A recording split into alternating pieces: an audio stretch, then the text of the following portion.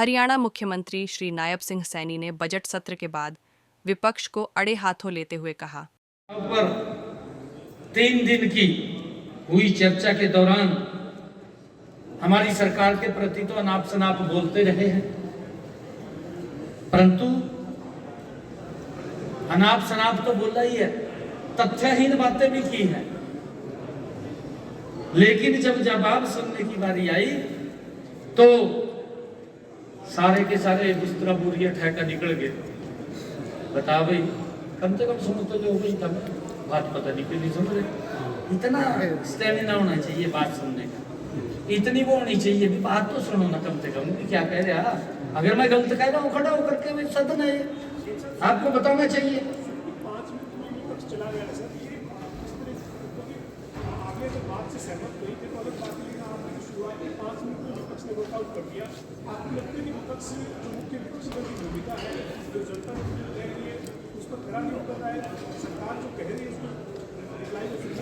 नहीं, देखिए विपक्ष निराशा में है और अभी तो वो उम्रे भी नहीं थे, कल फिर मूर्छित हो गए। अभी तो उम्रे भी नहीं थे और अभी यहाँ की बात नहीं है। अभी तो 2029 भी दिखाई नहीं दे रहे। इन करें तो क्या करें? अगर विपक्ष की भूमिका ठीक नहीं निभाई जा रही तो हरियाणा के लोग देख रहे हैं कि विपक्ष के लायक भी नहीं है, बाहर करेंगे इनको। आपने सर 2 घंटे 52 मिनट 19 सेकंड के करीब राज्यपाल अभिभाषण पर रिप्लाई दिया है। ऐसे मौके पर विधानसभा में ये नज़ारा, जब विपक्ष बिल्कुल वहाँ पर बैठा हुआ नज़र नहीं आ रहा, लोकतंत्र में विधानसभा की व्यवस्था में भी इस पर एक बड़ा प्रश्न चिन्ह लगते हुए नजर आता है। लेकिन विपक्ष का ये कहना है कि पुरानी बातें कही जा रही थी कांग्रेस के टाइम की, अपनी बातें बतानी चाहिए। इस नज़ारे को और विपक्ष के इस आरोप को कैसे देखते हैं? नहीं, देखिए इन्होंने जो बातें कही है, मैंने बाकायदा किस व्यक्ति ने क्या बोला है, मैंने उसका नाम भी पढ़ा है, इसने ये शब्द बोला है, मैंने उसको उत्तर दिया है। मैंने अपनी तरफ से या अपनी सरकार का गुणगान नहीं किया, मैंने तो जो उन्होंने बोला है उसको उत्तर दे रहा था।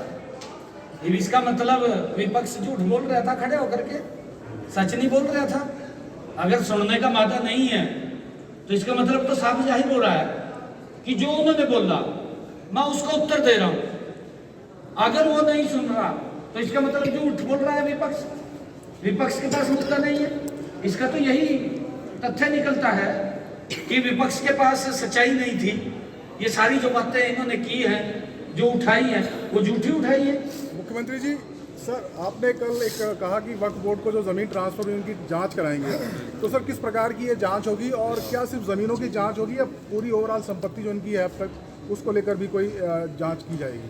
नहीं, देखिए उसके लिए हमने कमेटी का गठन कर दिया है। कल ही कमेटी का गठन हो गया है।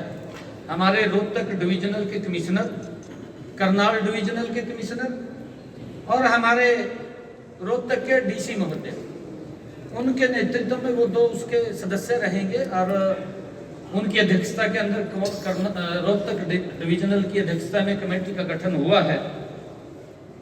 क्योंकि इन्होंने ये बात उठाई कि यहाँ पर तालाब था।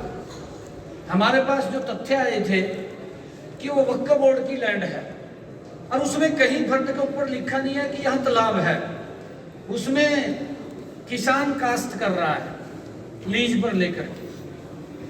तो जब इन्होंने बार बार उस बात को उठाया, बार बार उसको उठाते रहे, तो मैं समझा कि कोई गंभीर मामला है। तो मैं उसकी डीपली में गया और जब डीप गया तो 1967 के पहले, 1967 से पहले वो जमीन श्यामलात दे थी, वहां कोई वक्फ बोर्ड नहीं था। 1990 में उस जमीन को वक्फ बोर्ड के नाम ट्रांसफर कर दिया गया। किसने किया सर? उस समय की सरकार होगी जी। उस समय कौन सरकार थी? यही थे, और तो कोई था नहीं। इनका तो एक छत्र राज चलता था। मैंने कहा कि ये तो बड़ा गंभीर मामला है। इसके माध्यम से हमें ये पता चला है कि 1967 में श्यामलात देव को वक्फ बोर्ड को दे दिया है, और भी बहुत सारी ऐसी जमीन होगी जो श्यामलात की जमीन को वक्फ बोर्ड के नाम ट्रांसफर किया होगा।